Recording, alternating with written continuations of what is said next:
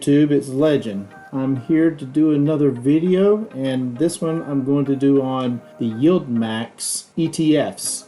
The one we're going to look at today is MSTY, MSTY. I've learned a little bit over the time going through these high yield ETFs, and some of the things that I have learned I'll share with you. I'm still learning, but it does seem to act a little different than other dividend plays that you would get into, say like in Apple or Microsoft.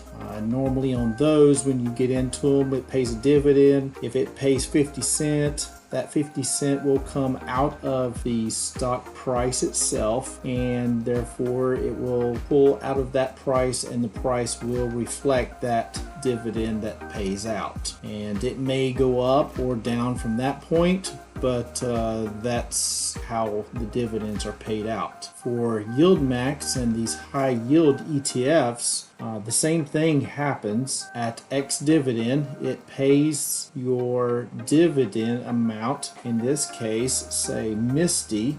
The last one it paid out being $4 and almost 20 cents, and the one before that $1.85. So I mean, it's paying out nicely on dividends, and that's monthly dividends. So therefore, when it pays out that dividend, of course, it does still come out of the price of the stock. So if you get paid, say, a $2 dividend and the stock price was $20, that $2 will come out of the price. So therefore, it'll be an $18 stock. Now, the one thing that is a little bit different on these that affect these high yield plays a little bit differently is the fact that you do have a bit of NAV erosion, and the NAV standing for the net asset value. So that's the value that the underlying basically is. That NAV can be adjusted due to how well the stock is done, any kind of closings of options, any changes like that can affect the NAV. So for these ETFs, you may have a bit more of a NAV erosion, and what that means is the price and the NAV, and as you can see over here on the right hand side, here's the price and here's the NAV, and the NAV being $27.59 and the price of the stock being $27.51. So the two numbers will want to be close to each other. So therefore, when one is up and the other one is down, at the end of the day, that NAV and that price will come a little closer to each other. So there's always adjusting to that. That is just how that works. So there is the NAV erosion, and hopefully you don't have too much NAV erosion or it'll eat away at the price of the stock, and then they may have to do a reverse split, which will then bring that price up, but then take the number of shares out to do that. So if you have a 1-for-2 reverse split, meaning they will give you 1 share for every 2 shares you have, what that means is if you had 10 shares, you will now have half of that would be 5 shares. But the price of the stock, if it was $25, will now be $50. So the math still works out. You still have the same amount. You did not lose any money. Your shares got cut in half, but the price of each share doubled. So therefore the math works out. You still have the same dollar amount. You just have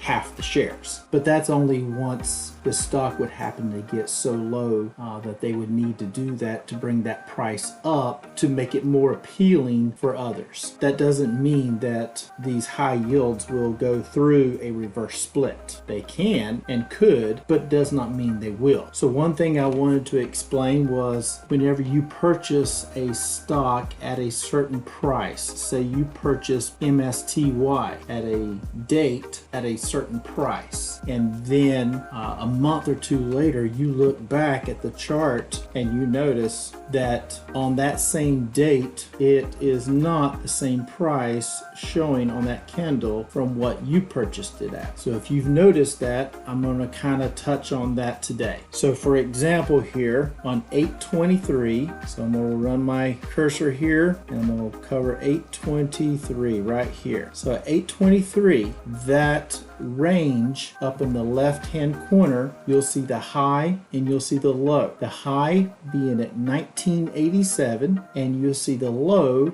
is at $19.11. So you're looking at this stock thinking, okay, I bought it on 823. You would have purchased it somewhere in that range, and from this point it's going up and to the right. So looks like you've knocked it out of the park. And then on top of that, you've earned $1.85 and a $4.19 in dividends, close to $6 in dividends, and that's another $8 in price appreciation. So $8 in price appreciation and $6 in dividends. Wow. But there's a catch, and the catch is not a bad thing. It's just something that you need to be aware of. So that catch is the NAV erosion. So just in this example on 923, that range being at 1987 to 1911 is the price you would have paid. And that is what I would have thought looking at this chart. And when I first got into that, this is exactly what I saw, and saw as well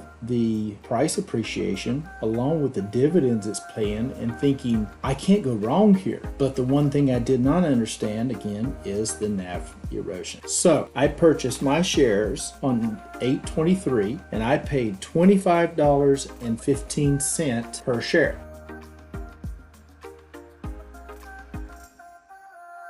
So now you're looking at this, and that does not fit into this range of 1911 to 1987. So what happened? How is it different? Why is it under 20 bucks and I paid over $25?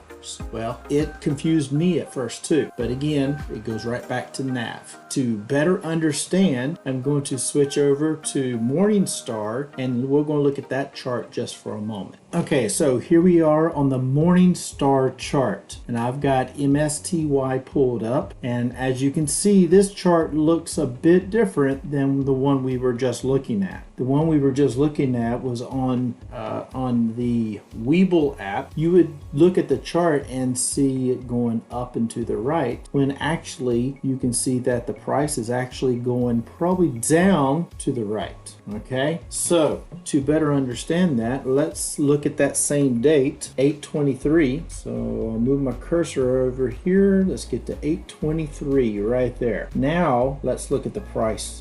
What's the ranges here? The low 24.21, the high 25.18, and I purchased my shares, remember, at 25.15. Now this makes more sense, right? This makes more sense. This is within the range that I purchased it. Well, why is it different than the Webull app or any other broker app? So in this chart, it is a true price movement of the stock versus the Webull app or any other broker app, where the graph itself is actually adjusted, because remember, we purchased that at 25.15, but the Webull app was showing us we would have purchased it at, say, $19.87. So that app, or the broker apps, what they do is the whole chart gets adjusted daily. So as the NAV changes, that will actually show the chart going up, but it's actually eroding the actual price of the High Yield ETF. So you can see here it's gone,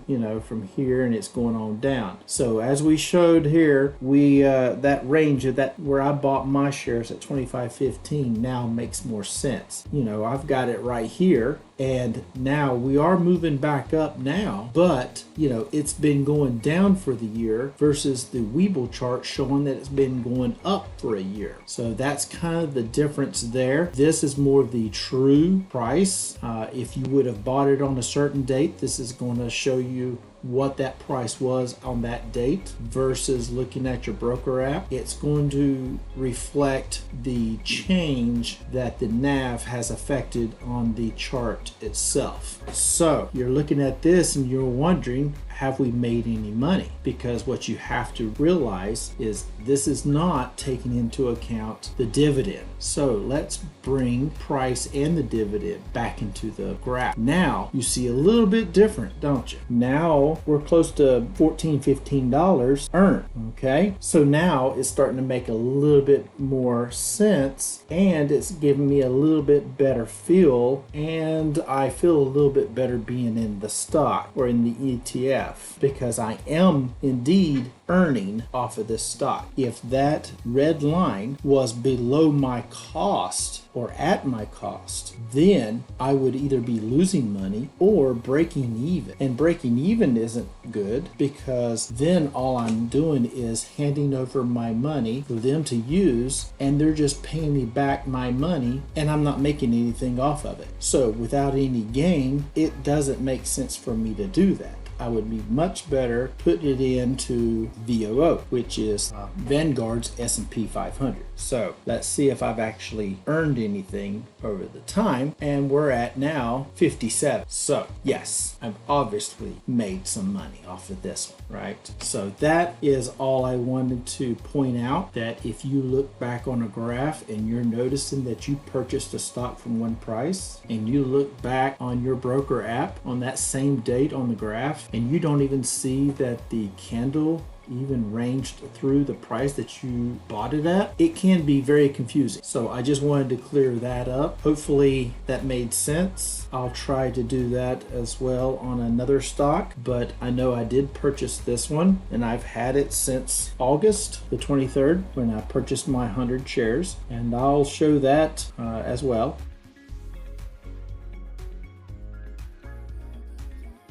And I've also purchased a couple other times.